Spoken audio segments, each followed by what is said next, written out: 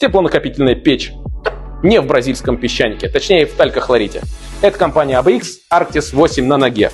Поворотная, кстати, поворачивается где-то на 35-40 градусов. Давайте заглянем внутрь. Гнутое кривое стекло, полный максимальный обзор почти на 180 градусов. Футирован вермикулитом, есть вторичный дождик, длительное горение, опция чистое стекло. Конечно же, обеспечит красивое горение, но все же это печь-камин, соответственно, принцип обогрева будет давать нам конвекционный. Но поскольку здесь еще стоит теплоаккумулятор, соответственно, здесь будет еще линейная отдача тепла за счет такого массива камня.